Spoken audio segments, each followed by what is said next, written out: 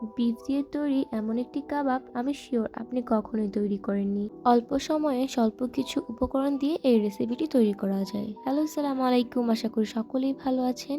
আজকে আপনাদের তৈরি করে দেখাবো একটা অসাধারণ বিফ কিমা কাঠি কাবাব। এই তো এখানে নিয়ে নিয়েছি বিফ, এখন এগুলোকে কিমা করে নিব। এখন এই কিমার মধ্যে দিয়ে দিচ্ছি পেঁয়াজ কুচি, রসুন কুচি, আরও দিয়ে দিচ্ছি কাঁচা মরিচ কুচি।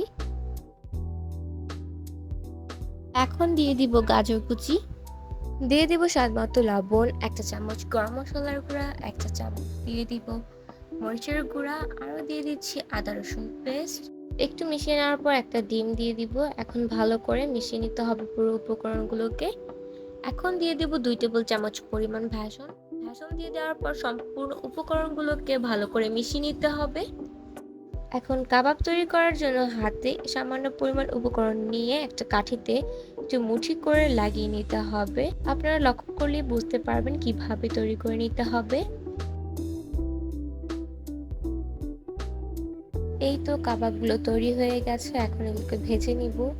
এখন একটা প্যানে পরিমাণ মতো তেল নিয়ে নিচ্ছি কাবাবগুলোকে ভেজে নেওয়ার জন্য। তেল গরম হয়ে আসলে একটা একটা করে কাবাব দিয়ে দিব। কাবাবের এক সাইড ভাজা হয়ে গেলে উল্টে দিয়ে আরেক সাইড ভেজে নিব। মিডিয়াম আঁচে একটু সময় নিয়ে কাবাবগুলোকে ভালো করে ভেজে নিতে হবে।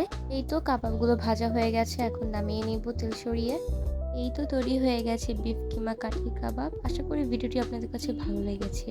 এই রেসিপিটা বানাতে যতটা সহজ, খেতেও এটার স্বাদ অতুলনীয়। একবার হলেও বাসায় তৈরি করে দেখবেন, এই কাবাবটার স্বাদ অতুলনীয়। নতুন নতুন ইউনিক রেসিপির জন্য অবশ্যই আপনাদের আমাদের পেজটিকে ফলো দিয়ে রাখতে হবে। আর এই ভিডিওটা যদি ভালো লেগে থাকে অবশ্যই ভিডিওটি লাইক করবেন।